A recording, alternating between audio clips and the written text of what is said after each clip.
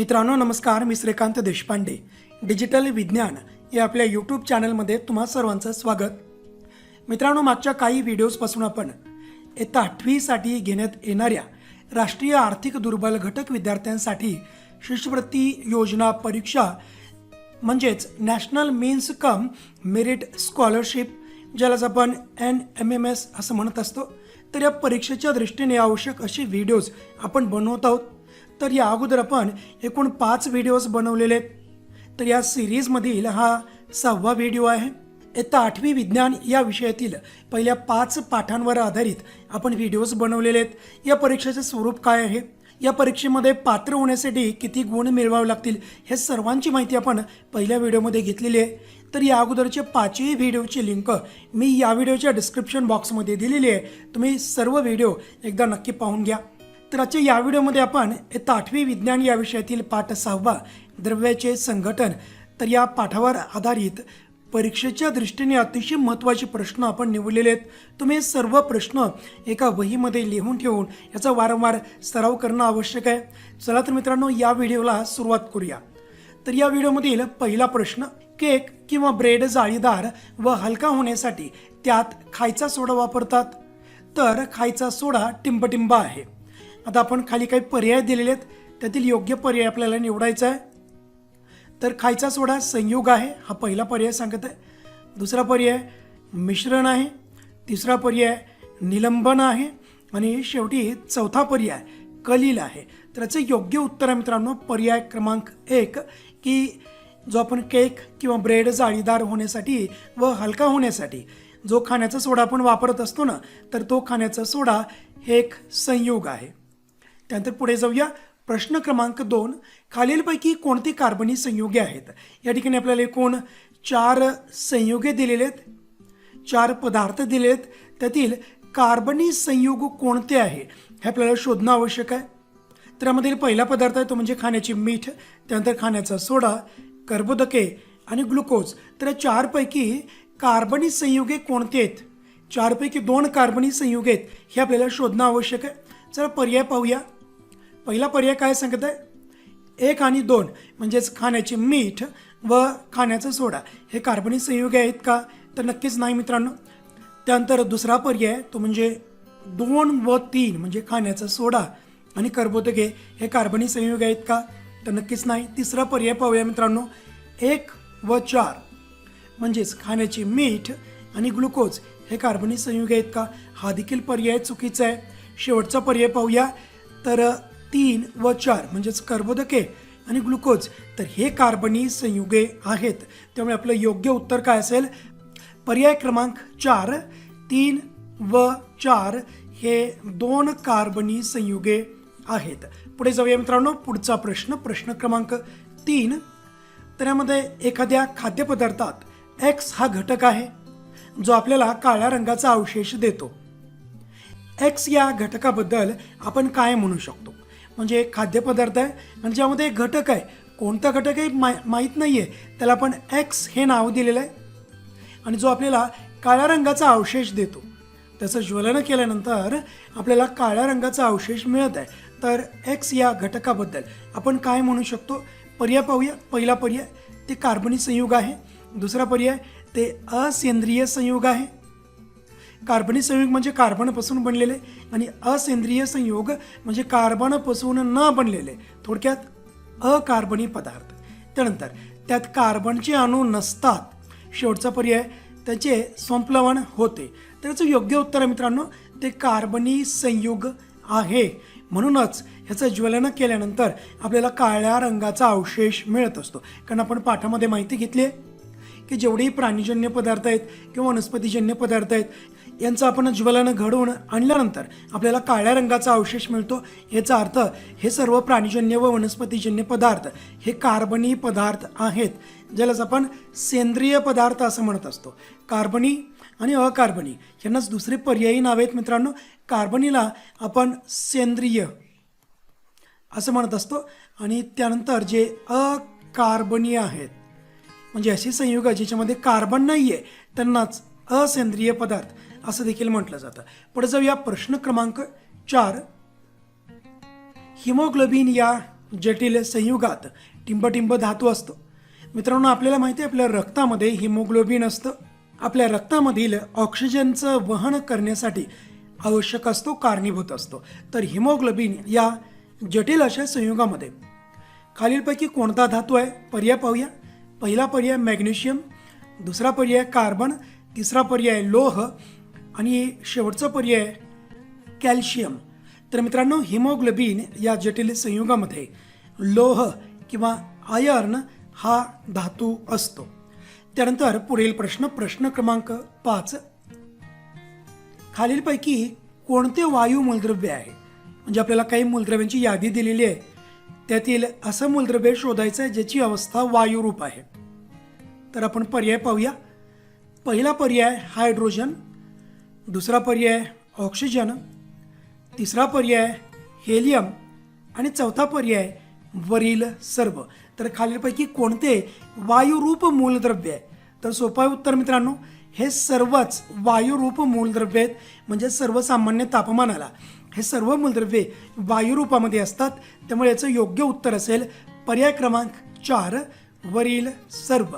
म्हणजेच hydrogen, oxygen आणि helium हे सर्व वायुरूप मूलद्रव्ये आहेत.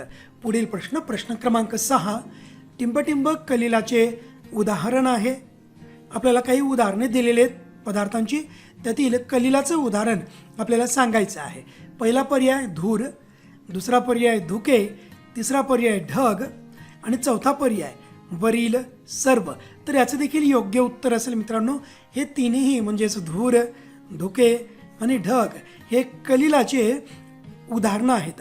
त्यामुळे शेवटचा पर्याय चौथा वरील सर्व हे या प्रश्नाचं योग्य उत्तर आहे. त्यानंतर पुढे जाऊया. प्रश्न क्रमांक 7. मिथेनमध्ये टिंबटिंब घटक द्रव्ये असतात.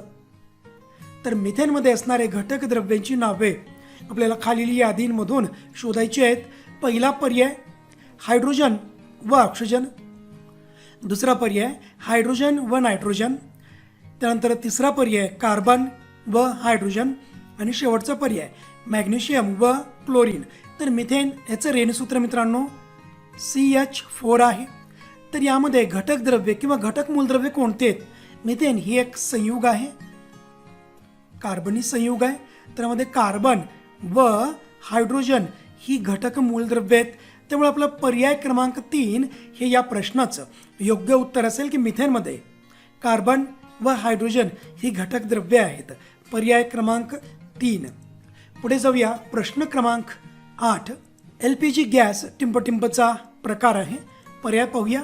संयुगाचा प्रकार आहे, दुसरा पर्याय मिश्रणाचा प्रकार आहे, तिसरा पर्याय जटिल संयुगांचा प्रकार आहे आणि शेवटचा पर्याय मूलद्रव्याचा प्रकार आहे. तर मित्रांनो, याचं योग्य उत्तर आहे की LPG गॅस हा जटिल अशा संयुगाचा एक प्रकार आहे. हे देखील कार्बनी संयुगच आहेत. त्यामुळे योग्य उत्तर असेल पर्याय क्रमांक 3 जटिल संयुगाचा LPG गॅस हा एक प्रकार आहे. त्यानंतर पुढील प्रश्न क्रमांक 9. निलंबनातील स्थायू कणांचा व्यास टिंबटिंब मीटरपेक्षा जास्त असतो. पहिला पर्याय 10⁻² मीटर, दुसरा पर्याय 10⁻⁴, तिसरा पर्याय 10⁻⁵ आणि शेवटचा पर्याय 10. तर आपल्याला याचं योग्य उत्तर सांगायचं आहे. तर याचं योग्य उत्तर आहे मित्रांनो, निलंबनातील स्थायू कणांचा व्यास हा 10⁻⁴ मीटरपेक्षा जास्त असतो. पर्याय क्रमांक 2 हे या प्रश्नाचं योग्य उत्तर आहे. त्यानंतर प्रश्न क्रमांक 10. स्थायूंच्या कणांमध्ये आंतररेणवीय बल टिंबटिंब असते. पर्याय पाहूया. पहिला पर्याय कमीत कमी, दुसरा पर्याय मध्यम, तिसरा पर्याय जास्तीत जास्त आणि शेवटी चौथा पर्याय अनिश्चित. तर स्थायूंच्या कणांमध्ये आंतररेणवीय बल हे सर्वाधिक जास्त असतं. त्यामुळे योग्य उत्तर असेल मित्रांनो पर्याय क्रमांक 3 जास्तीत जास्त. पर्याय क्रमांक 3 जास्तीत जास्त आंतररेणवीय बल हे स्थायूंच्या कणांमध्ये असते. म्हणूनच स्थायू हे दृढ असतात, ते आपला आकार सहजासहजी बदलत नाहीत. पुढे जाऊया. प्रश्न क्रमांक 11. स्थायूंवर बाह्य दाब दिल्यावर सुद्धा त्यांचे आकारमान कायम राहते. या गुणधर्माला टिंबटिंब म्हणतात. पर्याय पाहूया. पहिला पर्याय अकार्यता, दुसरा पर्याय असंपिड्यता, तिसरा पर्याय प्रवाहिता, चौथा पर्याय स्थितिस्थापकता. तर सर्वात अगोदर आपण या ठिकाणी दिलेल्या या चारही ज्या संज्ञा आहेत त्यांचा अर्थ जाणून घेऊया. पहिली संज्ञा मित्रांनो अकार्यता. अकार्यता म्हणजे एक उदाहरण घेऊया. एक चिखलाचा गोळा आहे. आता चिखलाचा गोळा हा स्थायूरूप आहे, परंतु ज्यावेळेस याच्यावरती आपण दाब देऊ, दाब दिल्यानंतर या चिखलाच्या गोळ्याचा आकार बदलला आणि दाब काढून घेतल्यानंतर देखील या चिखलाच्या गोळ्याचा जो बदललेला आकार आहे हा तसाच राहिला. याला म्हणायचं आहे अकार्यता. याच्या एकदम विरुद्ध स्थितिस्थापकता. उदाहरण दाखल एखाद्या स्थायूवरती जर आपण दाब दिला, समजा आपल्याकडे रबर बँड आहे, याच्यावरती दाब दिला तर या रबर बँडची लांबी वाढली, परंतु दाब काढून घेतल्यानंतर या रबर बँडची जी लांबी वाढलेली होती ती पूर्वीसारखी झाली. याला म्हणायचं स्थितिस्थापकता, इलॅस्टिसिटी. त्यानंतर असंपिड्यता. असंपिड्यता म्हणजेच एखाद्या स्थायू पदार्थावरती किंवा कोणत्याही पदार्थावरती जर आपण दाब दिला आणि दाब दिल्यानंतर त्याचं आकारमान जर कमी होत नसेल तर स्थायूच्या या गुणधर्माला असंपिड्यता असं म्हणतात. मग संपिड्यता म्हणजे काय असेल मित्रांनो? जर एखाद्या पदार्थावरती दाब दिल्यानंतर त्याचे आकारमान कमी होत असेल तर त्याला संपिड्यता म्हणतात. त्यानंतर प्रवाहिता. प्रवाहिता या शब्दामध्येच याचा अर्थ दडलेला आहे मित्रांनो. प्रवाहित होणे म्हणजेच आपल्याला माहिती आहे द्रव आणि वायू हे प्रवाहित होत असतात, एका ठिकाणाहून दुसऱ्या ठिकाणी वाहत असतात. म्हणजेच आता परत आपण प्रश्नाकडे जाऊया. स्थायूंवर बाह्य दाब दिल्यावर सुद्धा त्यांचे आकारमान कायम राहते, त्यांचे आकारमान बदलत नाही. या गुणधर्माला काय म्हणतात? तर याचं उत्तर आहे मित्रांनो असंपिड्यता. पर्याय क्रमांक 2 असंपिड्यता. त्यानंतर पुढे जाऊया. प्रश्न क्रमांक 12. द्रव्याचे वर्गीकरण मिश्रण, संयोग व मूलद्रव्ये या प्रकारांमध्ये करताना टिंबटिंब हा निकष लावला जातो. कोणता निकष आहे सर्व पदार्थांचं वर्गीकरण करत असताना? तर पहिला पर्याय पाहूया. द्रव्याच्या अवस्था, दुसरा पर्याय द्रव्याच्या प्रावस्था, तिसरा पर्याय द्रव्याचे रासायनिक संघटन आणि चौथा पर्याय यापैकी सर्व. तर याचं योग्य उत्तर आहे मित्रांनो ते म्हणजे यापैकी सर्वच गोष्टींचा निकष लावून द्रव्याचे वर्गीकरण मिश्रण, संयोग व मूलद्रव्ये ह्या प्रकारामध्ये केले जाते. त्यानंतर पुढे जाऊया. प्रश्न क्रमांक 13. 2 किंवा अधिक घटक पदार्थ असणाऱ्या द्रव्याला टिंबटिंब म्हणतात. चला पर्याय पाहूया. पहिला पर्याय तो म्हणजे मिश्रण, दुसरा पर्याय संयोग, तिसरा पर्याय मूलद्रव्ये आणि चौथा पर्याय धातू सदृश्य. तर याचं योग्य उत्तर आहे मित्रांनो 2 किंवा अधिक घटक पदार्थ असणाऱ्या द्रव्याला मिश्रण असं म्हटलं जातं. आणि 2 किंवा अधिक घटक पदार्थ एखाद्या ठराविक प्रमाणामध्ये एकत्र आले असतील तर त्याला आपण संयोग म्हणत असतो. मूलद्रव्ये हे शुद्ध स्वरूपामध्ये असतात. म्हणजे मूलद्रव्य म्हणजे असा पदार्थ की ज्यामधील सर्व अणू हे एकसारखेच असतात, त्याला मूलद्रव्य असं म्हणत असतो. आणि धातू सदृश्य हा एक मूलद्रव्याचा प्रकार आहे. तिसरा प्रकार आहे. पहिले 2 प्रकार म्हणजेच धातू, त्यानंतर दुसरा प्रकार अधातू आणि तिसरा धातू सदृश्य अशा प्रकारे. तर याचं योग्य उत्तर आहे मित्रांनो मिश्रण. त्यानंतर पुढे जाऊया. प्रश्न क्रमांक 14. पाणी, पारा व ब्रोमीन यामध्ये साधर्म्य आहे कारण तिन्ही टिंबटिंब आहेत. लक्षात घ्या, पाणी, पारा आणि ब्रोमीन यामध्ये एक साधर्म्य आहे. त्यांचं कारण आपल्याला सांगायचं आहे कारण तिन्ही टिंबटिंब आहेत. पहिला पर्याय द्रव पदार्थ आहेत, दुसरा पर्याय संयुगे आहेत, तिसरा पर्याय अधातू आहेत आणि चौथा पर्याय मूलद्रव्य आहेत. पाणी, पारा आणि ब्रोमीन हे तिन्ही पदार्थ द्रव पदार्थ आहेत. त्यामुळे योग्य उत्तर काय असेल? पर्याय क्रमांक 1 द्रव पदार्थ. पाणी, पारा आणि ब्रोमीन हे तिन्ही पदार्थ द्रव पदार्थ आहेत. पुढे जाऊया. प्रश्न क्रमांक 15. कार्बनचे संयोजन 4 आहे व ऑक्सिजनचे संयोजन 2 आहे. यावरून समजते की कार्बन डायऑक्साईड या संयोगात कार्बन अणू व ऑक्सिजन अणू यांच्यात टिंबटिंब रासायनिक बंध असतात. म्हणजेच हे कार्बन डायऑक्साईडचे रेणूसूत्र आणि यामध्ये कार्बन आणि ऑक्सिजन यांच्यामध्ये किती रासायनिक बंध आहेत? 1, 2, 3. आणि या प्रश्नामध्ये आणखी काय सांगितलं आहे की कार्बनचे संयोजन 4 आहे आणि ऑक्सिजनचे संयोजन ही 2 आहे. तर यानुसार कार्बन आणि ऑक्सिजन यांच्या दरम्यान किंवा या दोन अणूमध्ये किती रासायनिक बंध असतात. चला पर्याय पाहूया. पहिला पर्याय 1 रासायनिक बंध, दुसरा पर्याय 2 रासायनिक बंध, तिसरा पर्याय 3 रासायनिक बंध आणि शेवटी चौथा पर्याय 4 रासायनिक बंध. तर याचं योग्य उत्तर असेल मित्रांनो 2. म्हणजेच कार्बन आणि ऑक्सिजनचे अणू यांच्यामध्ये 2 रासायनिक बंध असतात. पुढे जाऊया. प्रश्न क्रमांक 16. खालीलपैकी कोणते मूलद्रव्य आहे. या ठिकाणी काही आपल्याला उदाहरणं दिलेत, त्यापैकी आपल्याला मूलद्रव्य शोधायचं आहे. केवळ मूलद्रव्य. पाणी, त्यानंतर पारा, तिसरा पर्याय ब्रोमीन आणि चौथा पर्याय 2 व 3 दोन्हीही. तर या ठिकाणी लक्षात घ्या, पाणी हे एक संयुग आहे, पारा हे मूलद्रव्य आहे आणि ब्रोमीन देखील एक मूलद्रव्य आहे. त्यामुळे योग्य उत्तर असेल मित्रांनो पर्याय क्रमांक 4 2 व 3 दोन्हीही. पुढे जाऊया. प्रश्न क्रमांक 17. भूमध्य समुद्रातील पाण्यात क्षारांचे प्रमाण टिंबटिंब असते, तर सर्वाधिक जास्त क्षार या ठिकाणी आहेत. पहिला पर्याय 7.9%, दुसरा पर्याय 3.5%, तिसरा पर्याय 3.8% आणि शेवटचा पर्याय तो म्हणजे 33.7%. त्याचं योग्य उत्तर मित्रांनो त्याचं योग्य उत्तर आहे मित्रांनो पर्याय क्रमांक 4 33.7% इतके क्षारांचे प्रमाण या भूमध्य समुद्रातील पाण्यामध्ये आढळते. पुढे जाऊया. प्रश्न क्रमांक 18. टिंबटिंब हे द्रवामध्ये वायूचे उदाहरण आहे. द्रवामध्ये वायूचे उदाहरण खालीलपैकी कोणते आहे. पहिला पर्याय क्लोरीनयुक्त पाणी, सल्फ्युरिक आम्ल, तिसरा पर्याय शीतपेये म्हणजेच कोल्ड्रिंक्स आणि चौथा पर्याय वरील सर्व.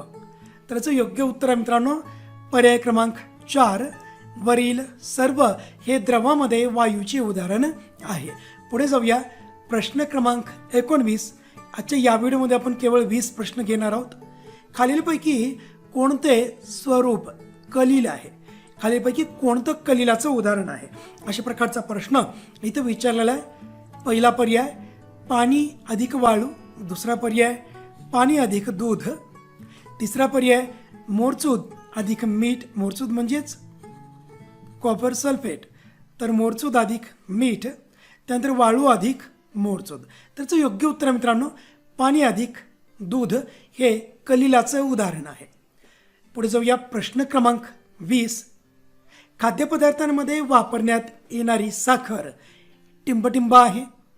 साखर काय आहे नेमकं त्याच्याविषयी आपल्याला माहिती विचारली आहे. पर्याय पाहूया. असेंद्रिय संयुग, दुसरा पर्याय सेंद्रिय संयुग, तिसरा पर्याय जटिल संयुग आणि चौथा पर्याय समांगी मिश्रण. त्याचं योग्य उत्तर आहे मित्रांनो सेंद्रिय संयुग. म्हणजेच साखर ही सेंद्रिय संयुगाचं एक उदाहरण आहे.